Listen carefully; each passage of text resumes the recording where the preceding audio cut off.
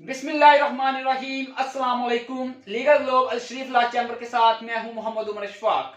अगर आप हमारे चैनल पे न्यू हैं तो हमारे चैनल को सब्सक्राइब कर लें और साथ बेल आइकन का साइन है तो उस पर क्लिक कर लें ताकि जो भी न्यू वीडियोस आए आप उनसे आगाह होते रहें और आपको नोटिफिकेशन उसका आ जाएगा। आज जो हमारा टॉपिक है वो है importance, utility and the significance of jurisprudence. जो हम जूरिस्प्रूडेंस की बुक पढ़ रहे हैं, जो हम जूरिस्प्रूडेंस का सब्जेक्ट पढ़ रहे हैं, आज के रोज हमने उसकी importance, utility and significance discuss करनी है।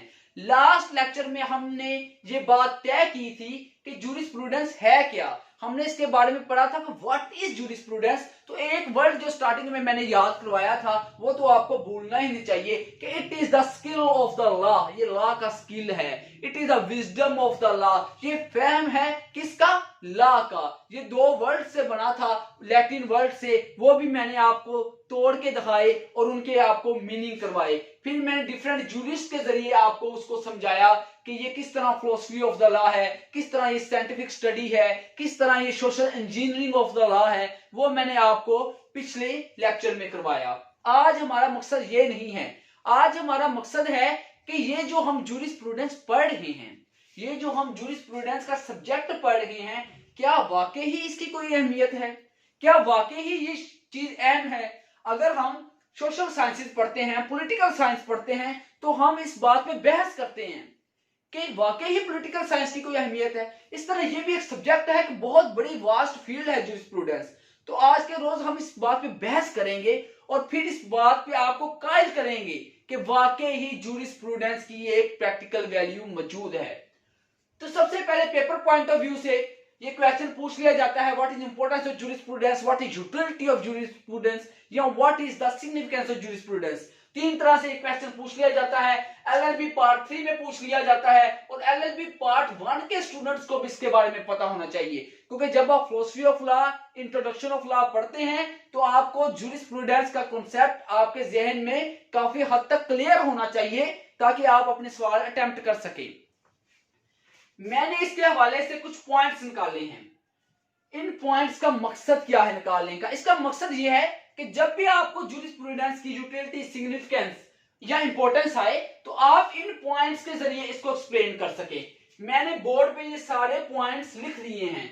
आपको चाहिए कि इन तमाम पॉइंट्स को हूबहू नोट कर लें और इन्हीं पॉइंट्स को याद कर लें और इन्हीं पॉइंट्स को समझ लें। आपका importance, utility and significance of jurisprudence का टॉपिक मुकम्मल तौर पे क्लियर हो जाएगा। इसके बाद ना आपको किसी गाइड की जरूरत पड़ेगी, ना किसी बुक की और ना किसी और लेक्चर सुनने की। बस आप इन पॉइंट्स पे अगर अमल कर लें। मैं पॉइंट वाइज इसको डिस्कस करूंगा। पहला पॉइंट ये है कि ये जो हम जूरिस्प्रूडेंस का सब्जेक्ट पढ़ रहे हैं, ये जो हम जूरिस्प्रूडेंस पढ़ रहे हैं, इसकी प्रैक्टिकल वैल्यू है। ये कोई मन गढ़ंत कहानी नहीं है, ये कोई किस्सा नहीं है जिसके ऊपर यकीन ना किया जा सके या जिसे अप्लाई ना किया जा सके। जूरिस्प्रूडेंस जो जो बातें हमें पढ़ाती है उसे हम सोसाइटी में अप्लाई कर सकते हैं, यानी कि इट हैज प्रैक्टिकल वैल्यू। ये हमारा पहला पॉइंट है। अब हम अपने दूसरे पॉइंट की तरफ जाते हैं। ये जो जूरिस्प्रूडेंस की बुक है इसे आपके सिलेबस में शामिल किया गया है, आपको पढ़ाया जा रहा है। एक वकील भी पढ़ रहा है, एक स्टूडेंट भी पढ़ रहा है, एक जज भी पढ़ रहा है, यानी कि इसकी एजुकेशनल वैल्यू है। ये डिफरेंट इंस्टीट्यूट में पढ़ाई जा रही है। तो दूसरे नंबर पे क्या होगा? It has educational value. यानी कि दो पॉइंट्स हमने अभी तक याद कर लिए, इट हैज प्रैक्टिकल वैल्यू और दूसरा it has educational value. Third number पे जाहिर बात है हर चीज को जांचने का एक तरीकेकार होता है, एक मयार होता है, एक बेस होती है। अब लॉ को जांचने का तरीका क्या है? लॉ को किस तरीके से जांचा जा सकता है? तो वो है जूरिस्प्रूडेंस, जिसके जरिए हम लॉ का मुआयना करते हैं कि ये कानून कैसा है, ये किस शक्ल में मौजूद है, ये किस तरह का है। तो उसके लिए जूरिस्प्रूडेंस की अहमियत काफी ज्यादा है। तो थर्ड पॉइंट ये है, it is actually I of the law. I think so यहां तक आपको 3 पॉइंट क्लियर हो गए होंगे। फोर्थ बहुत इंटरेस्टिंग है, वो है इट इज लॉजिकल ट्रेनिंग, यानी कि जूरिस्प्रूडेंस कोई ऐसे ही बात नहीं कर देता, लॉजिक्स के साथ बात करता है। जब भी कोई जूरिस्ट बात करता है, जब भी हम किसी टॉपिक को छेड़ते हैं, इसके किसी कंटेंट को छेड़ते हैं, तो हम लॉजिक के साथ बात करते हैं, हम अपने दिमाग के साथ बात करते हैं। यानी कि दिमाग की बंद खिड़कियां हैं वो इंसान को खोलनी पड़ती हैं जूरिस्प्रूडेंस पढ़ने के लिए। तो जाहिर बात है it is actually the logical training. Fifth number पे जो चीज आ रही है बहुत ज्यादा इंपॉर्टेंट है, वो है legislation. It helps in legislation. Jurisprudence की लेजिस्लेशन में बहुत ज्यादा इंपॉर्टेंस है। लेजिस्लेशन है क्या? Basically it is the source of the law. Legislation है क्या? It is actually the source of the law. यानी कि जितने भी लॉ के सोर्सेज हैं उसमें जूरिस्प्रूडेंस का बड़ा किरदार है। वो प्रेसिडेंट्स हो, वो कस्टम्स हो, वो लेजिस्लेशन हो, आप कुछ भी लिख सकते हैं। यानी कि हर सोर्स में कह सकते हैं इसका किरदार है। आपको एक्सप्लेन करना आना चाहिए कि किस तरह जूरिस्प्रूडेंस का किरदार इस सोर्स के लिए है। फिफ्थ पॉइंट तक मैंने आपको क्लियर कर दिया है। सिक्स्थ पॉइंट पे हेल्पफुल फॉर जजेस एंड लॉयर्स, यानी कि वकीलों के लिए और जजों के लिए बड़ी हेल्पफुल है। जारी बात है आपकी एजुकेशन में ये शामिल है, आपकी प्रैक्टिकल वैल्यू में ये शामिल है। It is the I of the law है। तो जारी बात है जो बंदा कानून पढ़ रहा है, जो बंदा कानून सीखना चाह रहा है, उसे ये जूरिस्प्रूडेंस की किताब पढ़नी ही पड़ेगी, उसे ये सब्जेक्ट पढ़ना ही पड़ेगा। तो जाहिर बात है इसकी फिर बहुत ज्यादा इंपॉर्टेंस भी है। और इंपॉर्टेंस किन के लिए है? जो हम लॉ को पढ़ना चाह रहे हैं, because it has practical value, it is the I of the law. तो इसका मतलब है जजों के लिए और वकीलों के लिए ये बहुत ज्यादा इंपॉर्टेंट है। अभी हम एज अ लॉयर बनने के लिए पढ़ रहे हैं, कल को एज अ जज बनने के लिए हम पढ़ेंगे। अल्लाह ताला आप सबको जज बनाए, अल्लाह ताला आप सबको कामयाब करे, आपको अच्छे रैंक पे लेके जाए। तो जाहिर बात है इन सबको पढ़ने के लिए, इन सबको पाने के लिए आपको कौन सी किताब पढ़नी पड़ेगी? जूरिस्प्रूडेंस की किताब, जूरिस्प्रूडेंस का सब्जेक्ट। नेक्स्ट चलते हैं, हमने 6 पॉइंट कर लिए हैं, 7 पॉइंट की तरफ चलते हैं। इट हेल्प्स इन एडमिनिस्ट्रेशन, यानी कि ये एडमिनिस्ट्रेशन में बड़ी हेल्पफुल है।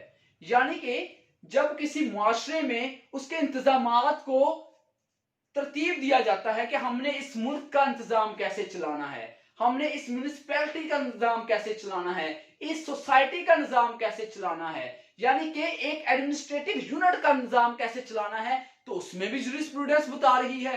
जारी बात है जब भी कोई निजाम चलाएंगे, जब भी कोई लॉ लेके आएंगे, तो उसके लिए हमें फहमो फरासत का जरूरत होगी, फहमो फरासत का इस्तेमाल करना पड़ेगा। तो जारी बात है उसमें फिर जूरिस्प्रूडेंस सफ़े अव्वल पे है। सबसे पहले मुझे वीडियो को पॉज करना पड़ा क्योंकि अजान वगैरह स्टार्ट हो गई थी।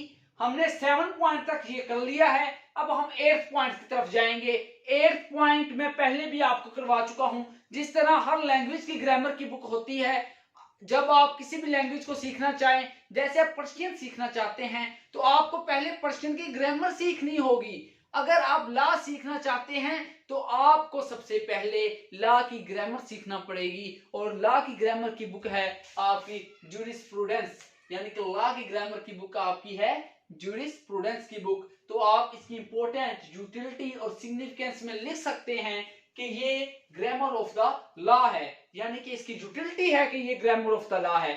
देन अगला पॉइंट हम पहले भी डिस्कस कर चुके हैं, बस मैंने उसे नए पॉइंट का रूप दे दिया है। 9th पॉइंट आपका है it is the training of the mind, यानी कि यहाँ पे मैंने आपको कहा था कि ये प्रैक्टिकल वैल्यू है इसकी। तो जाहिर बात है प्रैक्टिकल वैल्यू उसी चीज की होगी जिसमें बंदा सोच विचार कर सके, जिसे अप्लाई करवा सके। तो जाहिर बात है ट्रेनिंग ऑफ द माइंड भी उसी चीज से होगी जिसको बंदा अप्लाई करवा सके, जिसमें सोच विचार कर सके। तो it is actually the training of the mind, और ये भी जूरिस्प्रूडेंस की यूटिलिटी है, इंपॉर्टेंस है। देन मुआशरे में एक कानून बन जाता है, उसमें किसी तरह की प्रॉब्लम्स आ सकती हैं, मुआशरा इवॉल्व होता रहता है, मुआशरे में चेंजेस आती जाती हैं। हर चेंजिंग के साथ हमें एक नया कानून चाहिए, मुआशरे में एक रद्दोबदल चाहिए। तो मुआशरे में जो न्यू प्रॉब्लम्स क्रिएट हो रही हैं, जो नए मसाइल आ रहे हैं, उसका हल किसके पास है? उसका हल भी हमारी इसी बुक में मौजूद है, हमारे इसी वास्ट फील्ड के अंदर, इसी सब्जेक्ट के अंदर मौजूद है, तो इसकी इंपॉर्टेंस, यूटिलिटी और सिग्निफिकेंस में हम ये भी बता सकते हैं कि it is actually jurisprudence is used to answer the new problems of our society. यानी कि ज्यूरिस्प्रूडेंस की जो बुक है, ज्यूरिस्प्रूडेंस की जो वास्ट फील्ड है, ये न्यू प्रॉब्लम्स के जवाब देने के लिए बहुत ज्यादा मददगार साबित होती है। देन हम जब लॉ बना लेते हैं, जब एक लॉ तख्लीक हो जाता है, उसको समझना भी होता है, उसको बयान भी करना होता है, सोसाइटी तक पहुंचाना भी होता है, सोसाइटी को बताना भी होता है कि लॉ किस तरह का है, ये किस नोयत का है, ये कब इस्तेमाल होगा, इसकी इंटरप्रिटेशन क्या है। तो लॉ की इंटरप्रिटेशन के लिए ज्यूरिस्प्रूडेंस का एक बहुत अहम किरदार है। लॉ की इंटरप्रिटेशन में ज्यूरिस्प्रूडेंस की एक बहुत ज्यादा अहमियत है। तो ये हमने 10 पॉइंट किया था, तो 11 पॉइंट हमारा क्या हो गया, यूजफुल टू इंटरप्रेट लॉ, यानी कि लॉ की इंटरप्रिटेशन में ज्यूरिस्प्रूडेंस की बहुत ज्यादा अहमियत है। देन हम डिफरेंट लॉज पढ़ते हैं, डिफरेंट लीगल सिस्टम्स पढ़ते हैं। पाकिस्तान का लीगल सिस्टम पढ़ेंगे, यूएसए का पढ़ेंगे, इसके अलावा रोमन लीगल सिस्टम पढ़ेंगे, जो जिससे इस तमाम लीगल सिस्टम्स की तकरीबन इब्तिदा हुई है। यानी कि हम हिस्ट्री भी पढ़ेंगे, हम मौजूदा लीगल सिस्टम्स भी पढ़ेंगे।